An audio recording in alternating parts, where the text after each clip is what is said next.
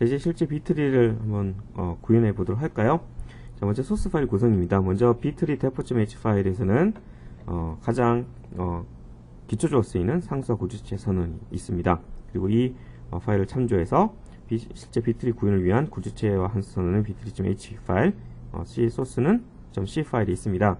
그리고 균형 유지 연산 및 내부적으로 연산이 필요한 스택, 링크드 스택이 있는데요. 그것은 bt 링크드 스택.h와 c 파일이 있습니다. 이 부분은 4.4절 연결 리스트를 구현한 스택을 참고하시길 바라고요. 실제 예제 프로그램은 example C1자 07.c 파일이 되겠습니다.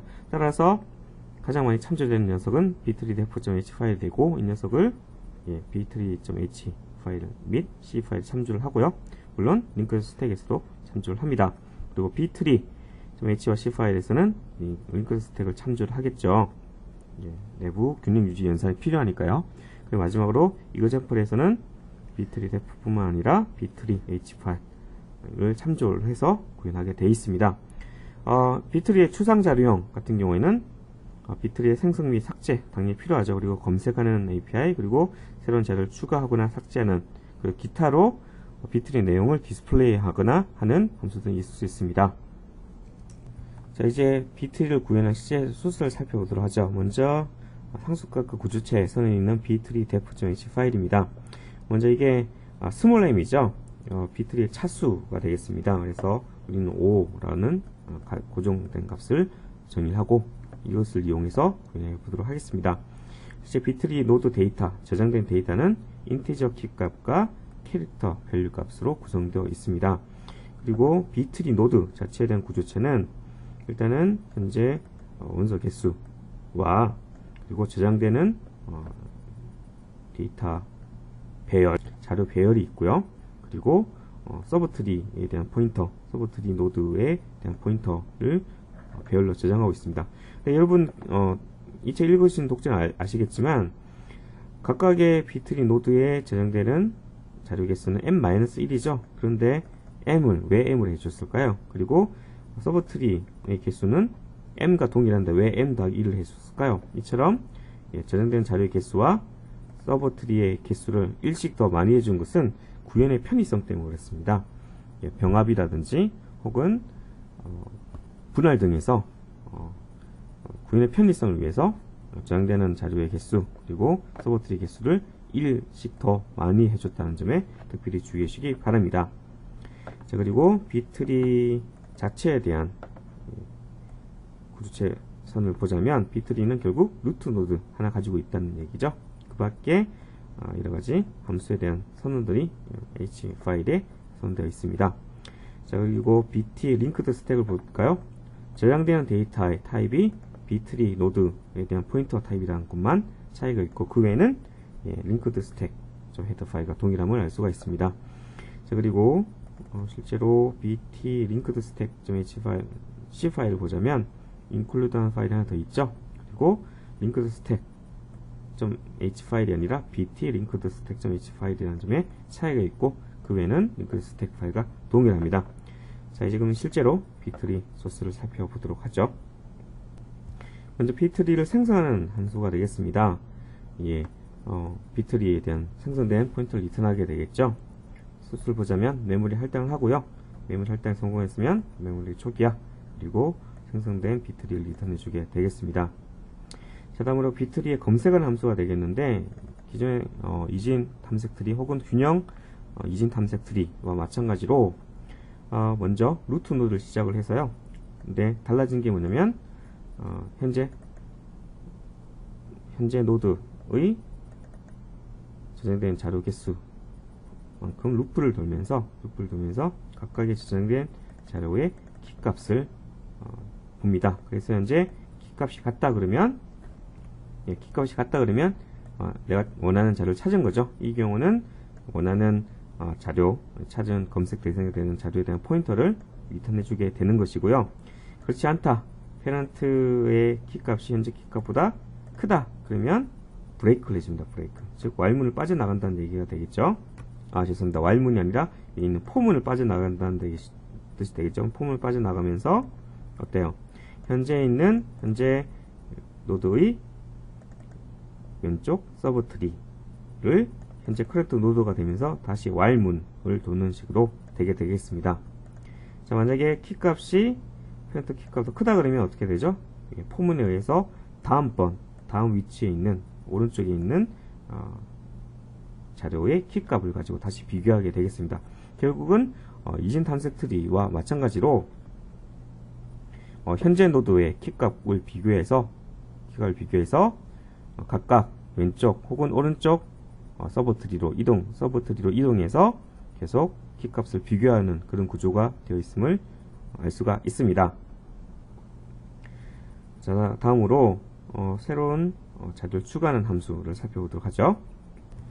비틀의 새로운 자료를 추가하는 insert node bt 함수는 비틀에 대한 포인터와 추가하려는 자료에 대한 값을 전달받습니다. 그래서 성공 여부를 리턴하게 되는데 true면 삽입에 추가에 성공했다는 얘기가 되겠죠. 자, 먼저 링크드 스택을 먼저 내부적으로 만듭니다. 이 경우는 벽암 연산에서 사용하기 위해서 내부적인 스택을 하나 만들고요. 자, 우리 먼저 인서트할 리프 노드를 찾아야겠죠. 그래서 루트 노드부터 시작해서 자료를 찾습니다. 이 같은 경우에 앞서서 이진 탐색 트리와 마찬가지로 검색과 유사한 단계를 가집니다. 그래서 내가 새로운 자료를 추가할 위치를 찾게 되는 것이 되겠죠. 그래서 이 차이점이 있다면 가까이 노드에 저장되는 자료가 여러 개 있기 때문에 다수 있기 때문에 루프를 돌면서 현재 노드에 저장되는 자료의 키값과 비교해서 만약 같다 그러면 중복된 키값이기 때문에 자료의 추가가 실패한 경우고요.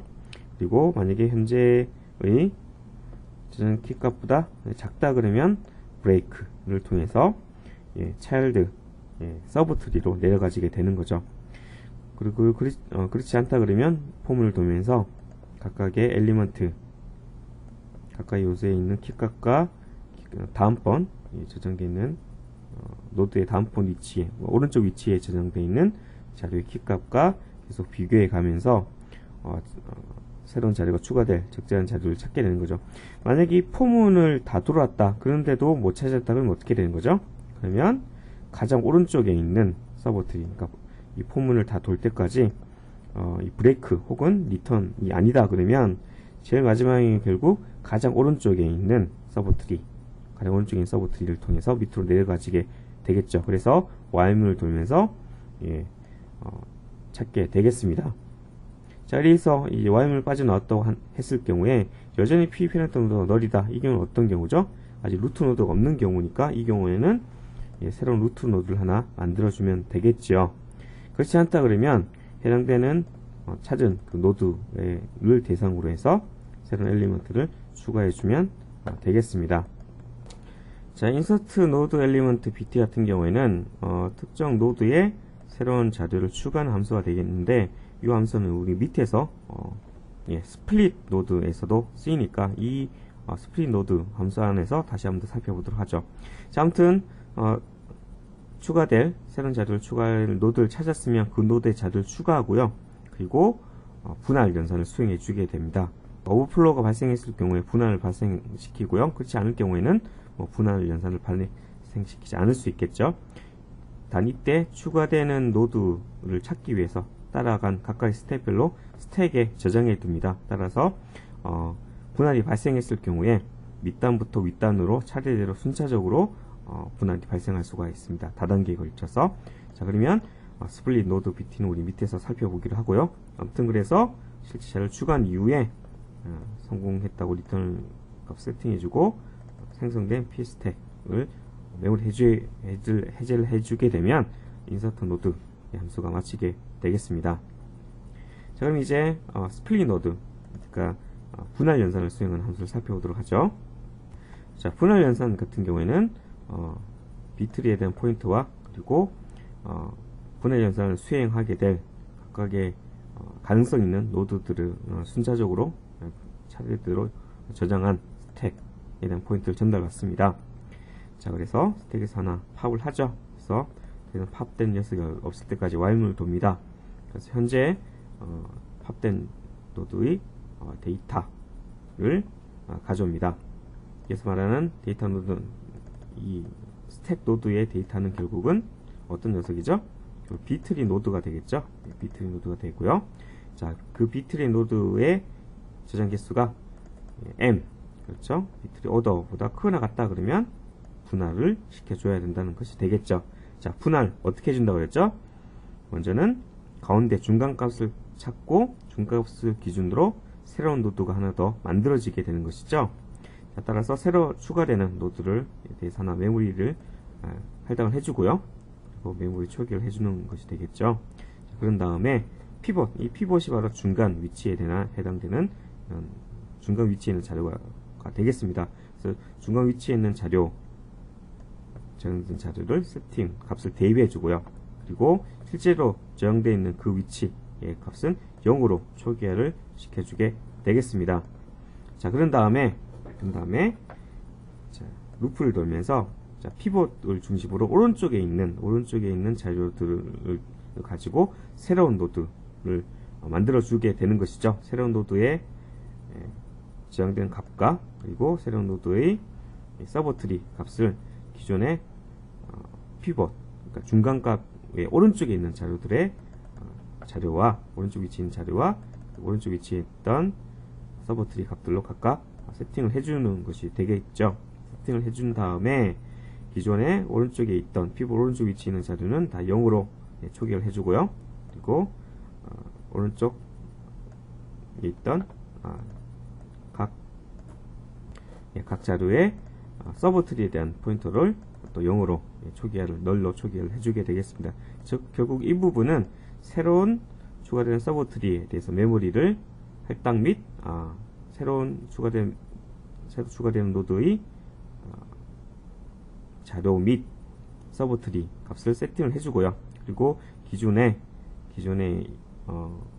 자료들에 대해서 기존에 분할되기 전에 자료에 분할되기 전의 오른쪽 자료도, 그러니까 중간값 기준으로 오른쪽에 저장된 자료의 값을 초기화해주는 그런 루틴이 되겠습니다. 자, 그리고 마지막 두 줄은 가장 오른쪽, 그러니까 새로 추가되는 노드의 가장 오른쪽 서버트리 값을 세팅을 해주고요. 그와 동시에 기존 노드에는 가장 오른쪽 서버트리의 값을 널로 초기화해주는 부분이 되겠습니다. 결국 앞서의 소스는 우리 좀 전에 앞에서 살펴봤던 예를 가지고 말씀드리자면, 자, 오른쪽에 있는 이 부분은 어떻게 되는 거죠? 오른쪽에 있는 이 부분은 초기화를 해줘야 된다는 얘기가 되겠죠. 그리고 새로 추가된 노드, 그러니까 지금 이 그림을 가지고 말씀드리자면, 자, 이 노드가 사실은 이렇게 바뀐 거잖아요, 그렇죠? 그러니까 오른쪽에 있는 값들은 초기화를 해준다는 뜻이 되겠고, 자, 이 노드가 새로 추가된 U 노드지 않습니까? 그렇죠? 이 U 노드, 그러니까 기존에 오른쪽에 있던 값들을 새로 추가된 노드에 세팅을 해주고, 기존의 노드의 오른쪽에 있던 값들을 초기화해 해주는 그 부분이 바로 우리 소스의 여기까지 부분이 되겠습니다. 자, 그리고 새로 추가된 노드의 엘리먼트 카운트 원소 개수를 세팅을 해주고요. 그리고 마찬가지로 기존 노드의 엘리먼트 개수, 저장된 자료 개수 또한 초기화를 해주게 새로 세팅을 해주게 되겠습니다. 자, 그런 다음에 스택에서 하나 파고를 더 합니다. 그러니까 현재 현재 분할 연산을 수행한 노드의 부모 노드가 되겠죠. 그 부모 노드를 대상으로 해서 부모 노드에 저장되어 있는, 여기서 말하는 부모 노드는 스택의 노드니까요. 부모 노드의 그 스택에 저장되어 있는 부모 노드를 대상으로 피봇 노드를 추가를 해주고, 단 이때 뭘 전달해 줄까요? 추가되는 피봇 중간값 위치, 중간 위치에 있는 노드 및 중간 위치 노드의 오른쪽 서버트리에 대한 포인터를 전달해 주게 되겠습니다. 그럼 실제로 이제 인서트 노드 엘리먼트를 살펴보도록 할까요? 자, 그러면 첫 번째 파라미터는 새로운 자료를 추가할 노드, 비트리 노드고요. 두 번째는 추가할 자료, 그리고 마지막 세 번째는 오른쪽 서버트리에 대한 포인터가 되겠습니다. 따라서 루프문을 돌면서 노드의 오른쪽부터 왼쪽으로 차례대로 이동한다는 얘기가 되겠죠. 그래서 각각의 키값을, 저장된 자료의 키값을 얻어와서 그 키값이 현재 추가하려는 자료의 키값보다 크다 그러면 오른쪽으로 한 칸씩 당겨준다는데, 이동시켜준다는 1이 되겠죠. 그래서 잠깐 이동시켜 주었다가 만약에 크거나 같다. 근데 같은 경우는 없으니까 만약에 작다. 그럴 경우에 브레이크 빠져나오셔서 바로 그 위치에 이제 새로운 추가련 이 자료를 대입해 주고요. 그리고 그때 오른쪽 서버 트리로 전달받는 포인트를 대입해 주게 되겠습니다. 최종적으로 새로 자료 하나 추가되었기 때문에 엘리먼트 카운트를 1 증가시켜 주게 되겠습니다.